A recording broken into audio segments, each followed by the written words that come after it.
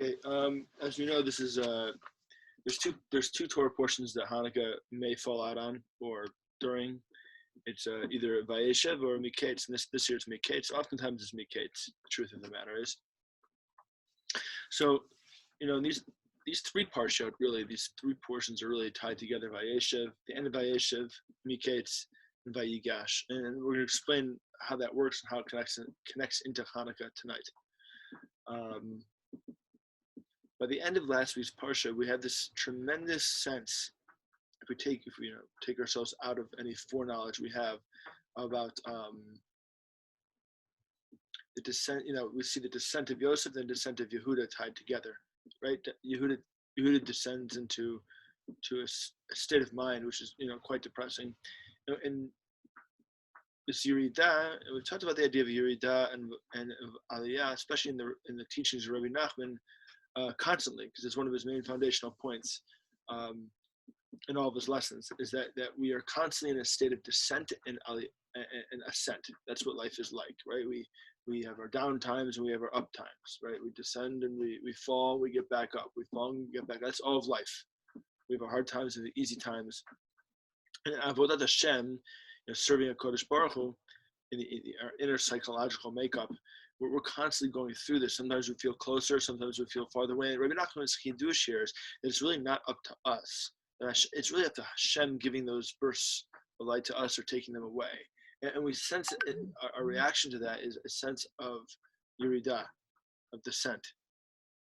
It feels like we're falling, or it feels like we're descending.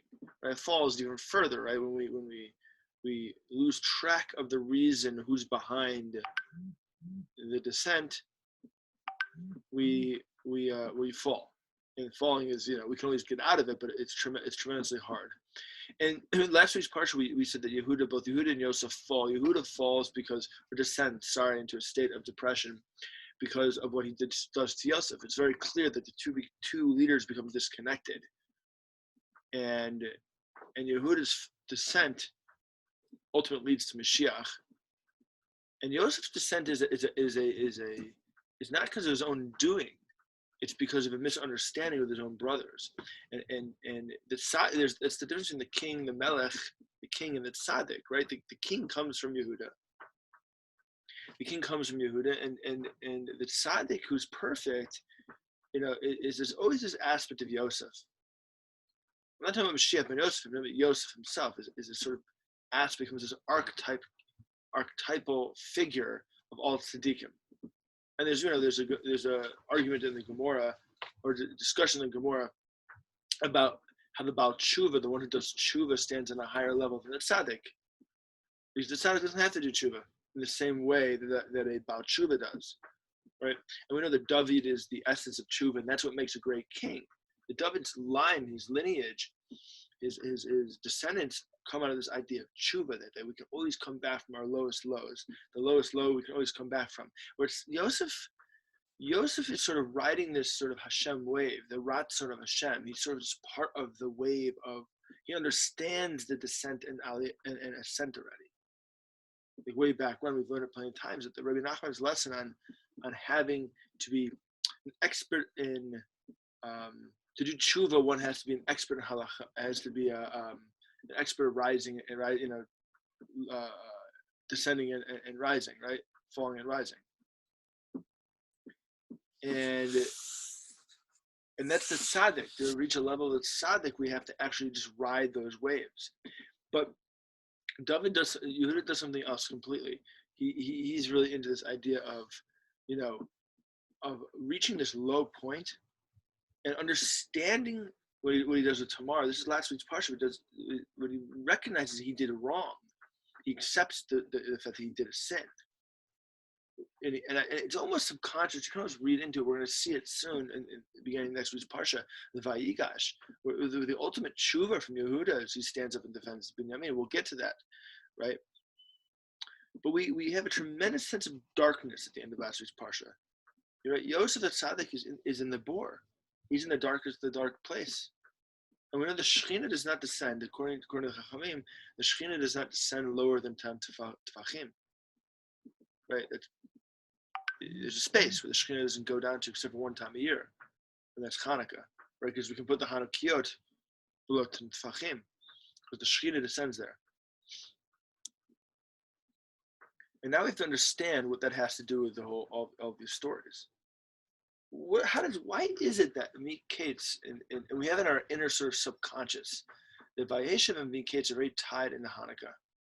They're tied in with this tremendous amount of darkness.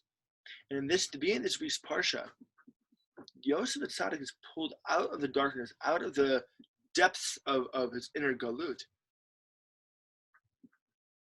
his inner exile, really, which is what's going on in each one of us, right? Even when the tzaddik is sent down into the depths of the dark, and he's pulled out, that's kind of each one of us. The inner tzaddik, Rabbi Nachman teaches there's a rasha and a tzaddik in each one of us. Right? The tzaddik is just the role of the tzaddik emet, the true tzaddik, is just his only role here in our life is he's madlik, he lights us up. Like the Hanukkah candles, he lights us up so we can reach our own inner tzaddik. He helps us find the inner tzaddik inside of us. That's what he does. And that's our goal here in this universe, right? Our goal is sent down into the depths of darkness that our soul's trapped into down in this world. It's a very tough world, right? It's very confusing. It's hard to know what we're supposed to be doing. The pathways, the tzaddik, by lighting our own inner tzaddik up, we're able to find our own way here. It's the process that Yosef Atzadik is going through. He goes into Mitzrayim, into the depths and depths of the inner constriction, which is what Mitzrayim stands for, the Mitzrayim. Mitzrayim, the places which are really constricted of light. Then he gets pulled out into the light. And that's what Hanukkah is about. That when all else seems dark and we can't figure things out, when there's Yavanut, this Greek sort of concept of the world just being as is, with no inner light to it whatsoever, no godliness to it whatsoever, that sort of way of thinking was all around us, and we know it's all around us right now, right? That's the way the world's going. Disconnect. Don't look at the truth. Don't see, the first lesson, the Kutim Moran. Rabbi Nachman is not doing it by accident, right? He's telling us how we should look at the world. That a Yid, an Israelite, he's supposed to see the godliness in everything. But the Western world is saying, don't do that. Don't pay attention to it. Don't look at it. Right? The war at the end of the day is that war. The war against this Greek identity, which the world sort of started with Rome adopting, because they had no real culture of its own. So it adopted this sort of very decadent worldview, and it's carried over. And so we're fighting that now. And it's fighting against us, because it's saying, listen, don't buy into the fact that God exists with everything, inside everything. Don't try to find the seichel shebekol devor, the intellect, the godly intellect in everything. The creator inside his creation. Right? That's another way of putting it. Don't try to find the creator within the world he's created. No, the Greeks said, hey, it is as it is. What you see is what you have. And Rome adopted that point of view, right? So the world we're battling against now, all of us that are kind of woken up, is that world. And we're fighting Hanukkah all the time. Because, it's not just about the war, right? It's about, how do I look at the world? Do I look at the world as a world filled with godliness or godlessness? And that's really what's going on. The world is really between two types of people.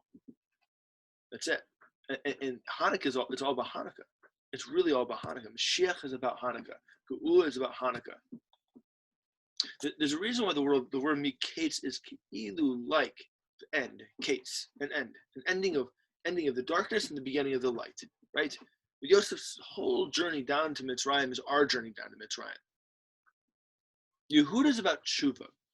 That's the key to get out of the situation that each one of us finds. There's these two kind of paradigms of how to look at the world, and we're always kind of flashing between the two. When we're on our aliyah, our ascent in life, we're constantly riding high. Boom, we're like Yosef Atzadik. We're riding that wave.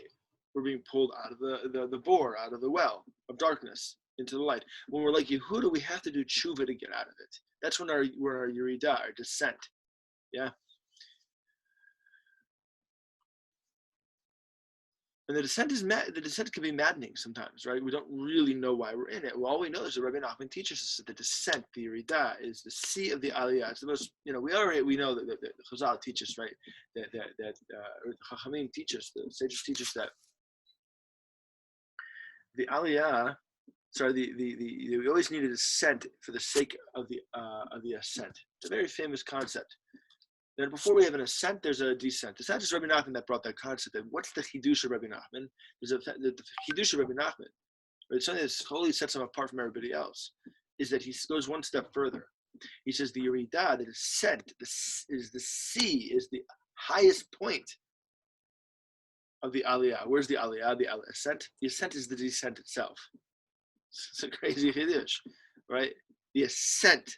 The actual ascent of reaching close to Kodesh Baruch Hu, our own, which means our own actualization, our own transcendence, is the descent. We only get that in the lowest point. When all else is broken apart, when we allow ourselves to shatter our own paradigm, our own way of doing things, that's only going to happen when Hashem sends us to our lowest point, whatever that is, at any given moment. That's actually the ascent itself. Where everything is broken apart, we realize that all we have is Hashem. That actually is the ascent. That's the chidush. When we learn, Hashem forces us at those moments to let go and detach from those points which are holding us back. That's why I have the Yerida ascent. Yosef Tzaddik couldn't get to the level he can get to in Mitzrayim without the descent he chose. We understand that now, right? He would have never actually met the people he met in the descent, in the darkness, in the bore, right, in the dungeon. If he didn't go down there, and he would have never been the king, basically the head of all Mitzrayim, if he hadn't done that. And he recognized, he understood that. What's interesting, someone pointed this out to me years ago. I said, I forget his name. I think it was my first year in yeshiva. It was an older person's house, and he pointed out that I believe it's correct that he, from the moment, he uses the Beit Soar, a jail, Yosef was put into a jail at the end of last week's parsha, Torah portion, but he's totally taken out of where? The bore, the well. What language is that? That's used in Vayeshev when the brothers put him in the bore. There's a play going on here the Torah is trying to do. The Torah is saying, listen, that whole journey that he took down to Mitzrayim was one long. He was still in the bore the whole time, so to speak. He's still in the dungeon the whole time. It's all the same idea. It's all one giant exile. From the moment the brothers put him in the pit, and he was taken out of the pit, which is when in Mitzrayim. All of that is one concept of Yerida. But that Yerida was the sea of the Aliyah, the highest point of the ascent, because that's when he could understand all those things that he pent up disputes with his brothers, this sort of psychological inflexibility that he was kind of put into by his father. But Yaakov Avinu was broken apart, and he can actually rise up himself, be the tzaddik he was supposed to be once that was taken away from him. And that's Chanukah. Chanukah is the point where each one of us shine. Each one of us comes out of the darkness, out of the pit that we're put in, and we can break free from it. Why? Because who's putting us in the pit? The outside world puts us in a paradigm that we have to react to. And at the same time, we allow ourselves to fall into these preconceived notions of how the universe should be. And what happens in Hanukkah is the Shekhinah goes all the way down, as we know, all the way down to the ground. And then we can access who we really need to be, what we're supposed to be, and flee from this sort of inflexibility that we've been brought into. So that's why Hanukkah is this idea of like finishing up the din of Yom Kippur. This idea of Chazal talks about it. And that's what happens, because any last vestige from those moments that we didn't clean up back in Tishrei, the light's so strong Hanukkah, actually we can do it. We can grasp onto those points in our personality that we have to we have to get rid of, that aren't really who we are, that we have to kind of jettison. And that's what the Hanukkah light gives us. Hanukkah light gives us the ability to rise higher.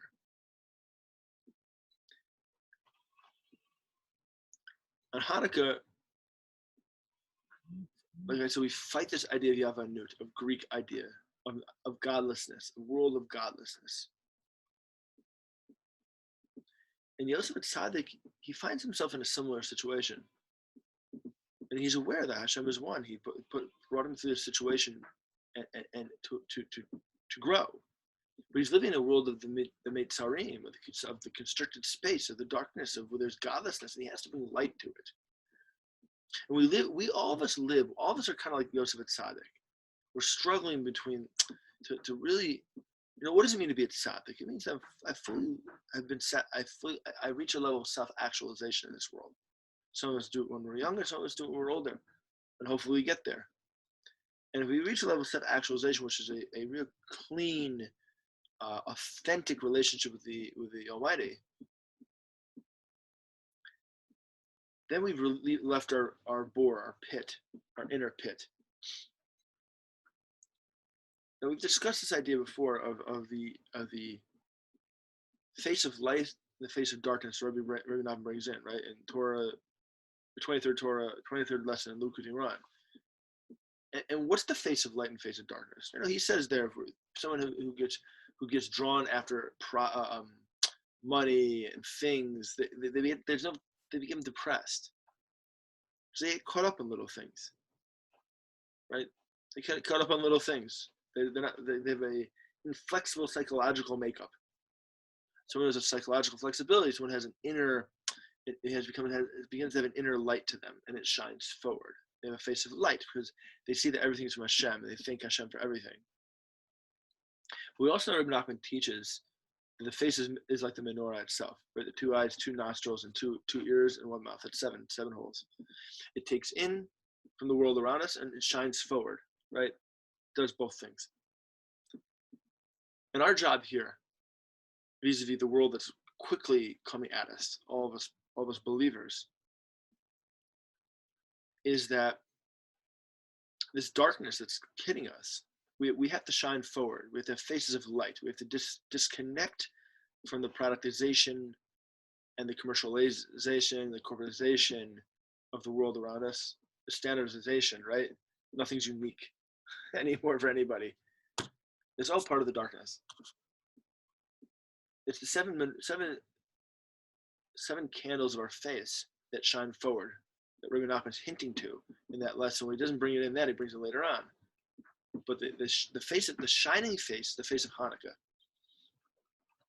is the face of Hanukkah, and the way to get through it, is only one way to get through it. Only one way to get through it. There's a lesson by Rabbi Nachman of Breslov. It teaches about Hannah and the power of Hannah's prayer, and that really becomes this key point that we're going to understand it. We can see it literally in the word Hanukkah, right? If you flip around the letters of Hanukkah, we have Chanukah, right? Chana, Chafav. What's going on there? There's the Chana, and the Chafav is the numerical value of Hashem's name. Very famous numerical value that we're taught about. And it's not secret. It's the Chafche is Kislev. Is the Chafche, the 20th of Kislev is Chafche. It's one digit before that. So Hanukkah begins this idea that we can tap into the prayer of Chanukah, which brings us above. When Hashem, it says Hannah was daven al Hashem, which is the highest type of prayer, which is it's up a level. It's like helps, almost directs light, Hashem's light in the world. That's what gave her the zchut, the merit, to give birth to Shmuel Navi. That's what we're taught. It's that type of prayer that reaches deep from within the soul, this yearning to bend Hashem's will to what we really, really want in life. To be free. to be free from the darkness, to be free from the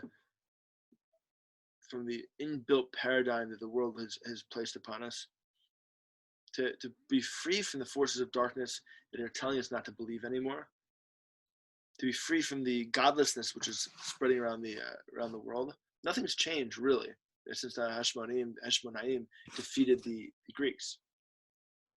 It's the same war, it's the same battle, it's the same, push against the darkness.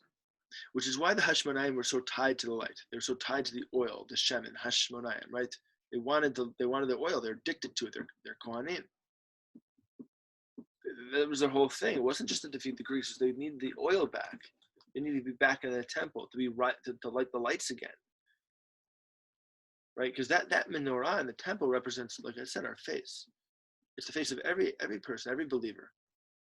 Everybody who wants to shine forward, that wants to reach deep down in himself and to bring out the gunk and the mud that he was born with, that he attracted to his whole life.